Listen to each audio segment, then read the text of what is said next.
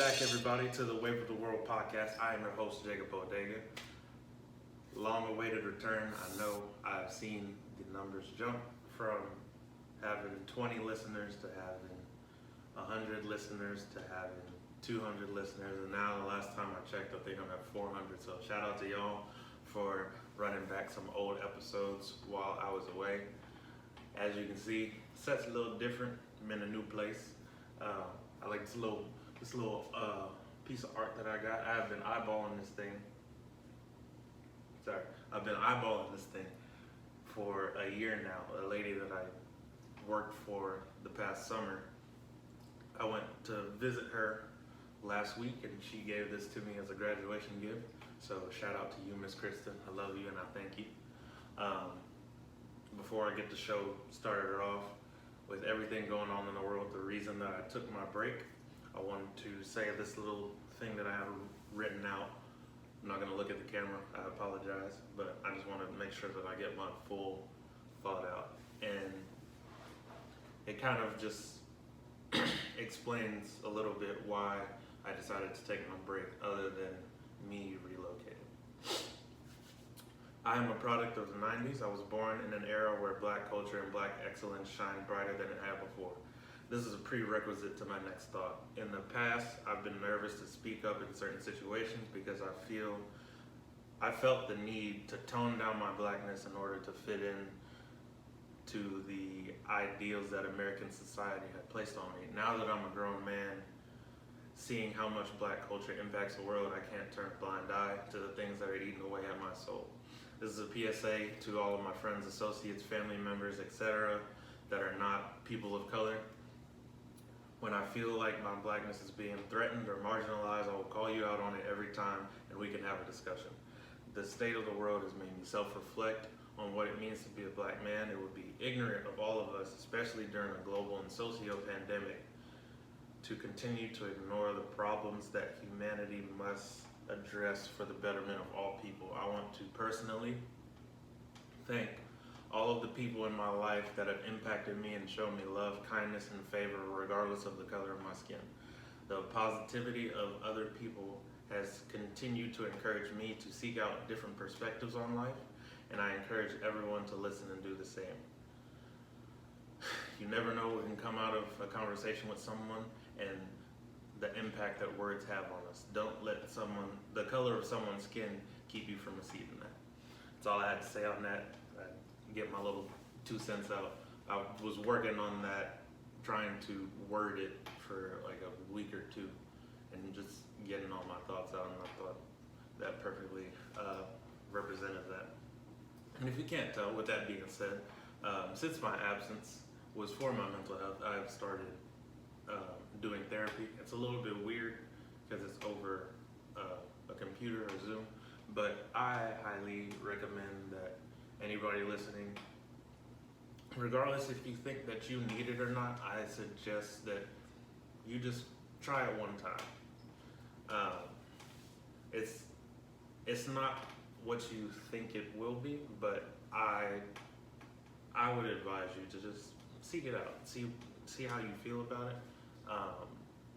But it's definitely helpful, especially like as most of y'all know, I used to live by myself. Don't live by myself anymore.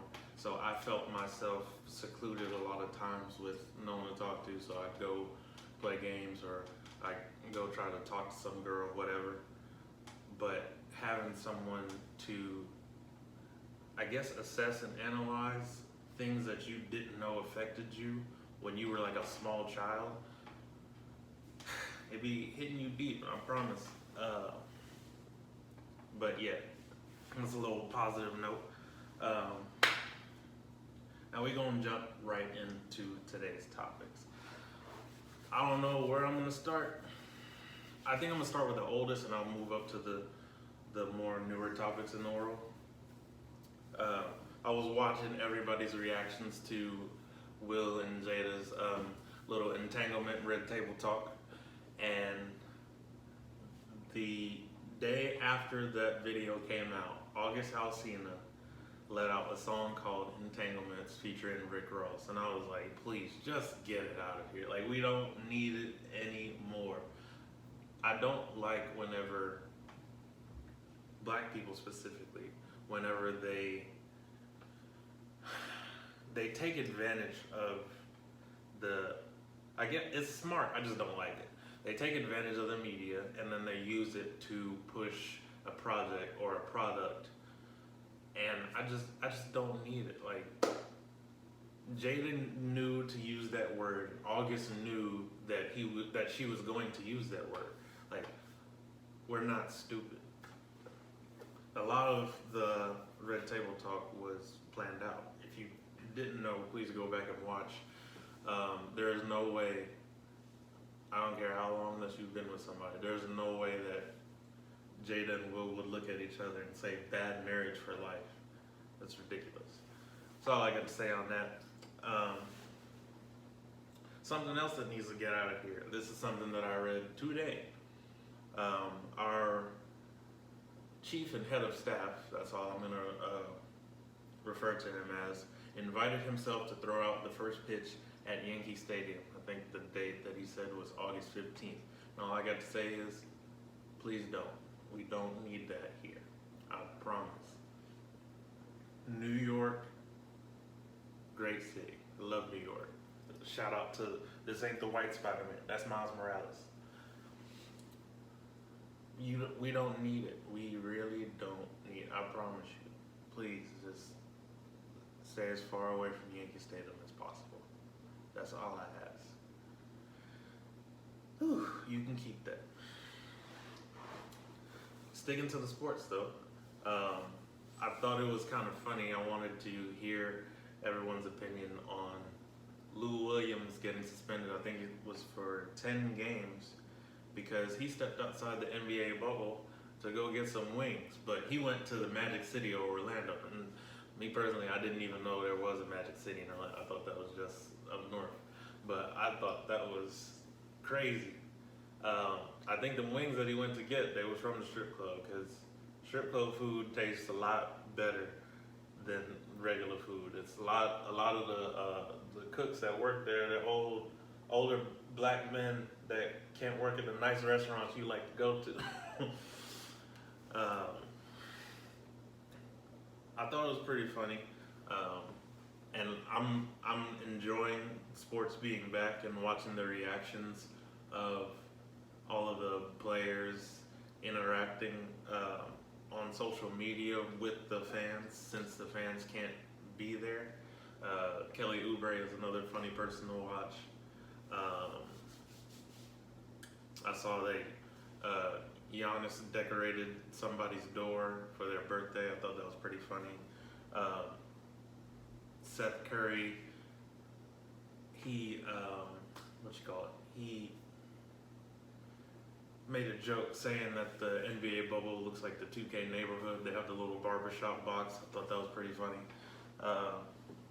Yeah, they got some comedians in the NBA.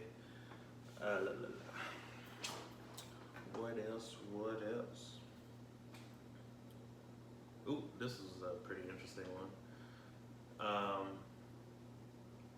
So there was a man, let me make sure I got my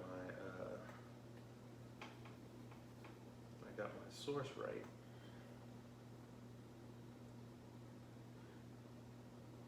This man, Thomas Cook, he purchased a lottery ticket at a gas station, and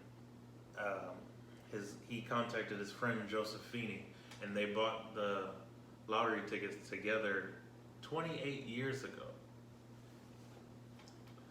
The jackpot was $22 million, and this is in, where's this at? I'm butchering this, I'm sorry. Menomani, probably, I don't know. The jackpot was $22 million. Now, after taxes come out, they both will receive $16 million. Now, I've never bought a lottery ticket. I just personally wouldn't want to waste my money on it. But any of my friends, if you trying to go in on a lottery ticket, let me know. Holla at me. I'll hit my line. Promise.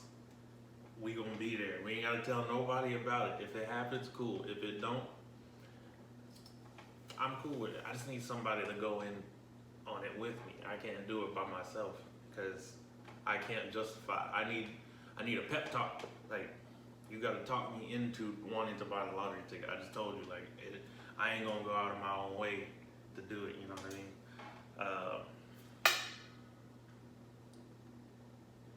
mean? Also, the gas station that they bought the lottery ticket from, this is in Wisconsin, the gas station received $100K for selling the lottery ticket. I was like, what? Let me own a chain of gas stations and buy the ticket so I can take the money from the gas station and split this cool 16 milli with my homie. It don't matter who it is, and hey, y'all hit me up, just text me like, hey, trying to go in on this lottery ticket? I'm like, hell yeah, let's do it. Positive note. Positive notes. Now, negative note. This thing that I read this morning. So Google wants to create smart tattoos that you can place on different parts of your arms, hands, fingers, that will turn your skin into touch pads. So what I read from the article is that it'll kind of be like a mesh thing that you can place on your, like, they had some for your knuckles. I don't know who's getting punched out here. Like, it'll be 2250. Pow! Like, I don't know who's doing that. I saw one for the back of your hand. I was like, I need my groceries. I don't know why you would do that. I saw one for the elbow. I guess that's for like nuck if you buck. Anyways, they're trying to turn us into robots. I'm not here for it. Also, Google, just stay to the search bar, and that's all we really needed. I find it crazy that my generation, me being the product of the 90s, Google wasn't. It's hard to imagine a world without Google. I'll just put it that way. Google has only been around it's been around for all my life, but that's it. I'm only 23 years old. That's crazy that how big it is from where it started. Kind of like Amazon. Speaking about Amazon, I'm just tired of it. I invest in it. Patreon people, y'all see the backside of the investments that I do, but like I said in my little opening statement, we are in a global and socio-pandemic. How in the world does Jeff Bezos get richer when we are going through this? And if you go back to episode 2, 3, whatever, I talked about how Jeff Bezos and his wife got divorced, and she got something stupid like $36 billion, or $36 billion. That's crazy. And from then, the year hasn't even been over yet. That was probably back in January or February. We're only in July, about to be in August. And he basically just doubled his money by investing more of his own money back into Amazon. It's just ridiculous. I personally don't feel like one person in the world should have that amount of wealth. They should be able to, or not be able to, because we know they can. They should do a budget. Hear me out. They should do a budget. I know rich people budgets are a lot different than us normal folk, but do a budget. What you absolutely need. And then I feel like an excess amount of money for people like that would probably be like, I would say $10 billion. No, that's a lot, but after your bills, you got 10 billion, and then after that, you should really just give the rest of that money away, because no one man should have all that power. Shout out to Kanye West, old Kanye, not crazy Kanye. I would never refer to Kanye in the same light after watching everything. I do hope that he gets the help that he needs. I'm not trying to make light of the mental health issues that he's dealing with, but just for reference, I refer to the old Kanye. I refer to the pink polo Kanye, to the graduation Kanye, to the late registration Kanye. Those are the Kanyes that I refer to, not the one running for president or trying to run for president, or the one that said slavery was a choice, or the one that said Harriet Tubman just let the white people or go work for other white people.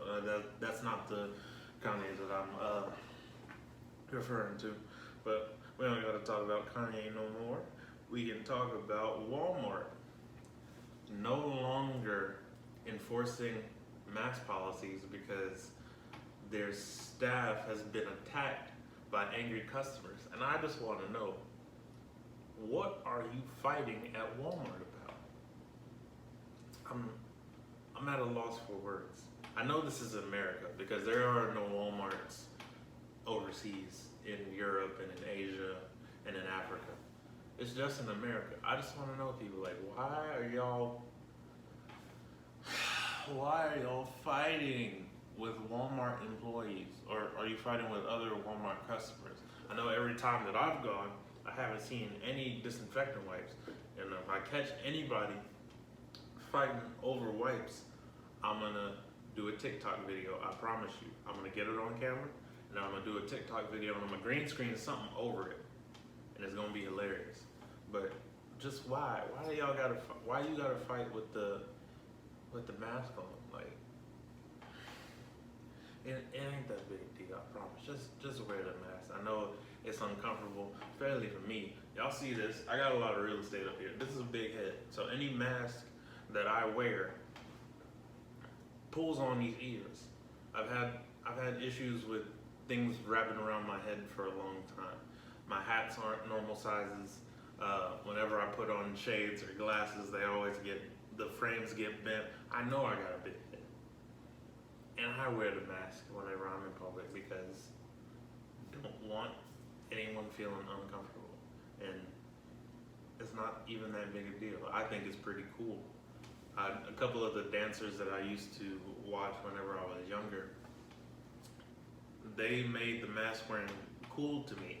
So I never really had a problem with it, and it was something that I just thought was dope. And now I get to buy different masks from different black creators, and if I can support them, I'm all here for it. But just wear the mask, and please stop. If Google really goes through with all this turning your skin into a touchpad, you gonna sock somebody out in Walmart and they're gonna steal $55 from you, and you're gonna be mad because you got the little mesh skin touchpad on your knuckles. That's all I'm saying. Whew. This has been a good day. This ain't gonna be a super long episode, but I did want to wrap it up on a positive note. Kyrie Irving, back to sports. Kyrie Irving, he came out and said that he is giving $1.5 million to WNBA players that are electing to sit out the season, and I think that's great. I've seen a lot of the other NBA players representing the WNBA logo. Their games just started, and a lot of them are wearing Breonna Taylor's name on the back of their jerseys. I think that's pretty cool, but it obviously doesn't need to stop there. I don't know the names of the 3 officers, but they need to arrest the cops that killed Breonna Taylor. If you look into the case, you'll see that her boyfriend shot off one round, or not a round, he shot off 1 or 2 bullets, and then the cops just shot her cold blood, and there was nothing she could do. There's nothing else to be said. They just need to be arrested. This was supposed to go to a better topic. Kyrie Irving, yes, 1.5 to WNBA players. Um,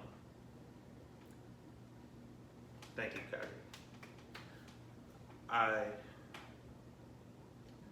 not advise, but I hope that more athletes choose to do something like this, whether it's protesting or signing petitions or donating to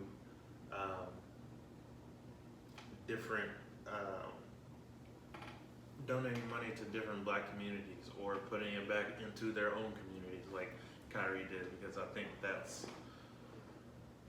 it's what we need to do for ourselves, because nobody is going to give it to us. Other than that, we're gonna get into one of y'all's favorite topics. We're gonna do a Mount Rushmore of Retro Jordans. The only reason I want to do this is because I've been having conversations in my little break with my cousins and some of my friends who are trying to start their YouTube videos, and I'm trying to give them a little pep talk, like push them to do it. But the Mount Rushmore of Retro Jordans. My cousin Miles, who was on the last episode, shout out to you, Miles. Y'all can go follow him at Miles at Johnny. That's AJANI on Instagram, Miles at Johnny 2 on Twitter. Also, my cousin Mikey, you can follow him at major.mike2 on Instagram. Yeah, those are my two cousins. And then my friend I was speaking with, Dylan. You can follow him at Dylan Butler. They're all interested or getting interested in like building things on YouTube. Go check them out. I support anything they do. Those are my brothers. That's my family. But Mount Rushmore of Jordans. My first one is the threes. Not any specific one, but my favorite colorway of the threes would definitely have to be the True Blues. True Blues are definitely my favorite of the threes. My next one is the sixes. Now, my favorite of the sixes, I don't really know why I like the sixes so much, but my favorite of the sixes are definitely the Carmine sixes. Next on the list, the 11s. I mainly like the 11s because it's one of the only Jordans that look good to me with a high top and a low top. My favorite 11s would definitely have to be the Columbias, the white ones with the blue bottoms, and then 12s. 12s are gonna wrap up my Mount Rushmore Jordan shoes. I have some Bordeaux 12s. I wanted the Chinese New Year 12s, but missed out on the opportunity. But shout out to all the sneakerheads out there. Let me know what your Mount Rushmore of Retro Jordans is. In the comments on YouTube, you can inbox me on Instagram, you can email me at waveoftheworld19@gmail.com. You can also support the Patreon. You get a bonus episode every week. You get exclusive behind the scenes stuff. They get to watch this a couple of days before everybody else gets to watch it. I chatted up with them inside the Patreon that only they get access to. So there's that. I appreciate y'all rocking with me and taking the time out of your days to go back and listen to old episodes or watch old episodes. I've been watching the numbers and posting them, and I've just been really excited to get back into doing this. So once again, I've been your host, Jacob Bodega. I will see y'all next time. Thanks for listening. I appreciate all of your support. If you enjoyed this episode, please like, share, and subscribe. You can find me here at Wave of the World Podcast on YouTube. You can also find me on any podcast platform. If you have any questions, thoughts, or suggestions, please send them to waveoftheworld19@gmail.com. And this beat is provided by Terminal Beats.